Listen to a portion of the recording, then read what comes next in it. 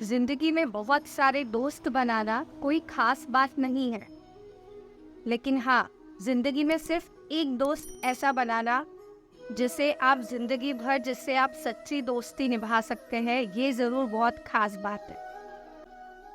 मैं रक्षा शर्मा आज friendship day special एक छोटी सी कहानी आपके सामने लेकर आई हूँ।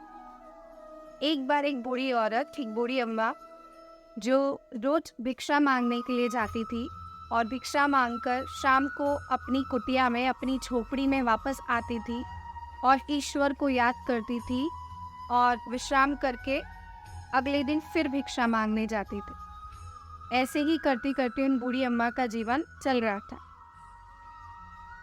लगभग 5 दिन तक जब वो भिक्षा मांगने गई, तब तक उन्हें कुछ नहीं मिला, एक दाना उन्हें भिक्षा में नहीं मिला।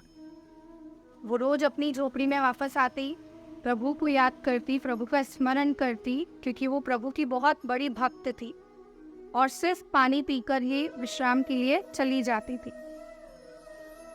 लेकिन सोने के पहले एक बात वो हमेशा ईश्वर से कहती थी कि हे ईश्वर, आज का दिन तो गुजर गया, लेकिन कल आप देख लेना, कल आप संभाल लेना। ऐसा करते करते लगभग 5 दिन चले गए और उसे भिक्षा में एक दाना भी नहीं मिला। छठे दिन जब वो भिक्षा के लिए गई, तब किसी ने उसे 2 मुट्ठी चने के दिए।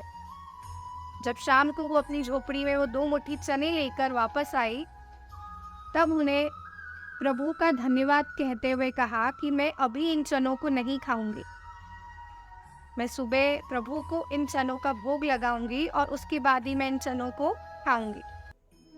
क्योंकि वो प्रभु की बहुत परम भक्त थी, पहले प्रभु को भोग लगाना चाहती थी और फिर खुद खाना चाहती थी। कहते हैं ना, भक्ति में बहुत शक्ति होती है। ऐसे कहते हुए वो रात में जब विश्राम के लिए वापस जा रही थी, तो उसने वो 2 मुट्ठी चने एक पोटली में बांध दिए और वहां रख दिए। रात में जब वो विश्राम कर रही थी, कुछ चोर वहां पर आए और उन्हें लगा कि शायद ये बूढ़ी अम्मा के पास इस पोटली में कुछ सोने के सिक्के या गहने हाथ लगे हैं, क्यों न इस पोटली को चुरा कर ले जाया जाए। वो चोर वहां से उस पोटली को उठाते हैं और हड़बड़ाहट में झोपड़ी से जैसे तैसे बाहर निकलते हैं। जब बाहर निकल रहे थे, तब किसी ने उन्हें वहां देख लिया और इसी हड़बड़ाहट में वो वहां से निकलते हुए गलती से संदीपन ऋषि के आश्रम पहुंचे। संदीपन ऋषि, जहां पर कृष्ण जी और सुदामा जी अपनी शिक्षा ग्रहण कर रहे हैं, ये वही आश्रम है, ये उन्हीं ऋषि का आश्रम है जहाँ कृष्ण जी और सुदामा जी अपनी शिक्षा को ग्रहण कर रहे थे। जैसे ही चोर गलती से उस आश्रम में पहुंचे, तो गुरु माता को कुछ समझ आया कि शायद कोई आया है। जैसे ही वो बाहर निकली उन्हें देखने के लिए, तो चोरों ने वापस से फिर से दोबारा यही गलती करी हड़बड़ाहट में और उस पोटली को वही गिराकर भाग गए। अगले दिन जब वो बूढ़ी अम्मा जागी, तब उन्होंने देखा कि किसी ने उनकी उस पोटली को चुरा लिया है, और इसी वजह से बूढ़ी अम्मा को काफ़ी गुस्सा आता है कि उनकी पोटली को किसी ने चुरा लिया है। बूढ़ी अम्मा गुस्से में उन्हें श्राप देती है कि जो भी उस पोटली के चने को खाएगा, वो जिंदगी भर गरीब रहेगा। दूसरी तरफ जहाँ गुरु माता सुबह जागती है, तो उन्हें अपने आश्रम में वो पोटली मिलती है। पोटली खोलकर देखती है तो उसमें वो चने उन्हें दिखाई देते हैं। कृष्ण जी और सुदामा जी सुबह के समय जंगल में जा रहे थे, लकड़ियों को काटने के लिए वहां जा रहे थे।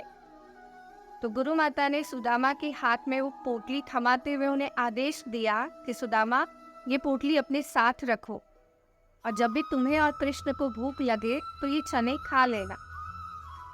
हाँ, लेकिन मिल बांट के खाना, ये गुरु माता का आदेश था।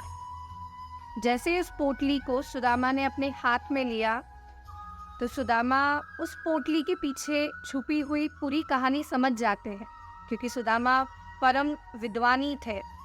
जन्मजात ही उन्हें काफ़ी हर चीज़ का ज्ञान पहले ही हो जाता था, काफ़ी विद्वान थे सुदामा। उसी वजह से उन्हें पोटली के पीछे की कहानी पूरी समझ आ गई, वो श्राप वो समझ चुके थे।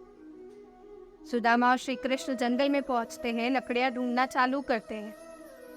कुछ देर बाद सुदामा सोचते हैं कि अगर मैंने ये चने श्री कृष्ण के साथ में बांटे, जैसा कि गुरु माता का आदेश था कि मिलजुल कर खाना, तो इस श्राप को श्री कृष्ण को भी आगे भुगतना पड़ेगा और उनके खाते ही तीनों लोग गरीब हो जाएंगे।